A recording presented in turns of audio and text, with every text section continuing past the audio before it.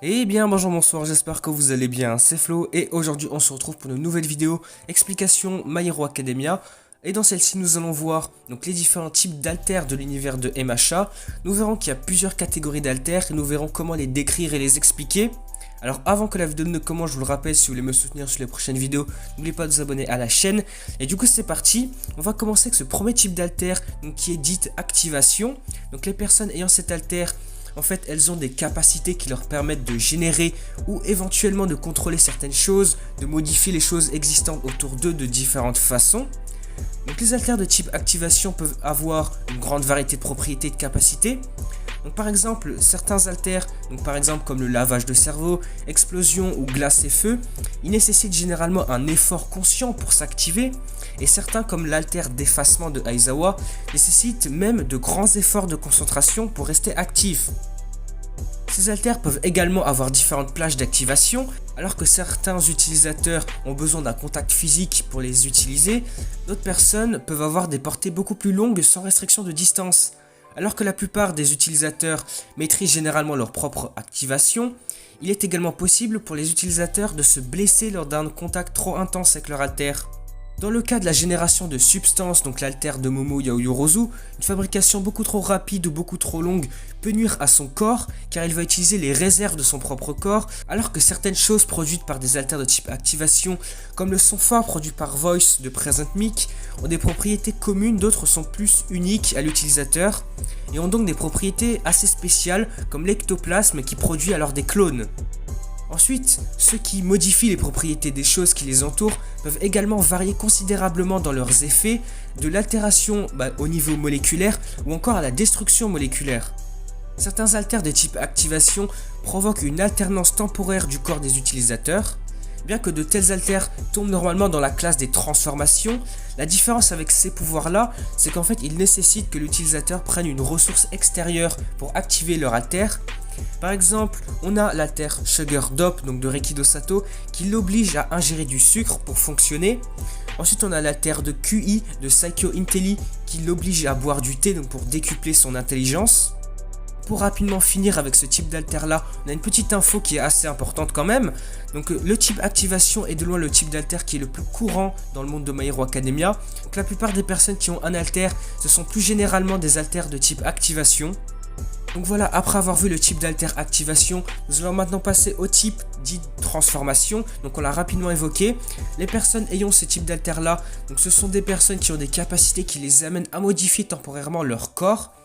Les alters de type transformation permettent à l'utilisateur de entre guillemets transformer temporairement leur corps de différentes manières.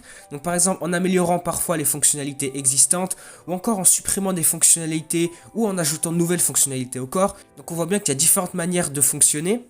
Ces alternats nécessitent généralement un effort conscient de la part d'utilisateurs pour s'activer. Les alters de type transformation sont le seul type connu à l'heure actuelle d'alter qui peut conférer à l'utilisateur les attributs dont il est généralement dépourvu. Étant donné que ce type d'alter combine le temps d'activation et les aspects de forme mutant des autres types d'alter, il est également souvent appelé hybride ou encore composite. Généralement, les alters de type transformation affectent seulement l'utilisateur, mais on a quand même une exception qui est connue avec l'alter de boucherie de Seiji. Donc quand il va activer cet alter, il peut affecter son propre corps, mais également celui des autres personnes. Ensuite, comme pour l'alter de type activation, on a une info complémentaire aussi. Donc le type d'alter transformation semble être le type d'alter le moins courant. Donc la plupart seraient des types d'activation et le beaucoup moins courant serait la type transformation. Donc ça nous donne là une magnifique transition sur le dernier type d'alter, donc les plus classiques on va dire. Donc ce sont les types mutation, donc la plupart des alters sont d'activation, les moins courants ce sont des transformations, et ceux qui sont quand même assez répandus mais pas trop non plus, donc ce sont les types d'alter de mutation. Donc les personnes qui ont un alter de type mutation sont dotées de capacités qui provoquent chez eux une anomalie permanente directement liée à sa puissance. Les alters de type mutation créent des structures corporelles qui accordent à l'utilisateur des capacités beaucoup plus complexes que les capacités plus sûres accordées par les alters de type activation et encore ceux de type transformation. Le plus souvent, ces alters-là vont conférer à leur utilisateur un contrôle et ajouter des structures à des membres préexistants pour améliorer les capacités actuelles de leur corps. Les alters de type mutation ont la même capacité de canaliser certains aspects de leur utilisateur à travers eux d'une manière similaire au type d'alter d'activation. Ils sont également le seul type connu d'haltère qui peut être transmis de génération en génération sans nécessairement conférer la capacité correspondante. Par exemple, on a Fumikage et sa tête d'oiseau qui n'a rien à voir avec son Dark Shadow. Ou encore Koji Koda avec sa tête dentelée et rocheuse alors qu'il possède un haltère qui est sur la voie. En conséquence, bien que l'on ne sache pas à quel point les haltères de type mutation sont communs, on peut supposer de sources sûres qu'ils sont les plus hérités.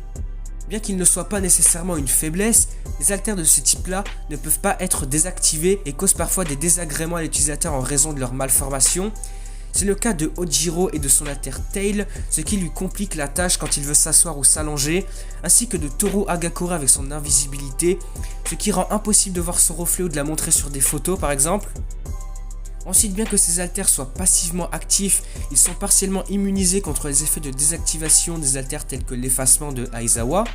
De par leur activité passive, les haltères de type mutation sont les plus identifiables en un clin d'œil. Donc juste en regardant une personne, tu peux être capable d'identifier son haltère. Et voilà, du coup, on aura vu les trois types principaux d'haltères, donc d'activation, de mutation et de transformation. Maintenant, nous allons voir qu'il y a quand même un sous-type d'haltère un peu moins connu, qui est un peu moins répandu chez les personnes. Donc ce type d'haltère-là est appelé accumulation. Donc les personnes ayant ce type d'haltère-là, pour que leurs haltères fonctionnent correctement, ils nécessitent à l'utilisateur une sorte d'accumulation. Ils doivent accumuler quelque chose à l'avance, par exemple de la puissance, de l'énergie, de la masse ou une ressource particulière. On peut donner quelques exemples. En type d'haltère d'accumulation, on peut retrouver le One for All qui doit accumuler de la puissance avant d'être utilisé. Ensuite, on a l'haltère de rembobinage de Eri qui doit entre guillemets accumuler du temps pour pouvoir être réactivé. Et puis, on peut retrouver aussi l'haltère de Fat Gum, donc qui est graisse absorbante. Il doit accumuler de la graisse pour pouvoir activer son haltère. Et voilà, du coup on va s'arrêter ici pour cette vidéo explicative sur les différents types d'haltères. On aura vu qu'il y aura 4 types d'haltères connus à l'heure actuelle, peut-être que plus tard on en aura d'autres. Donc on a les types d'haltères dits d'activation, de transformation, de mutation et d'accumulation.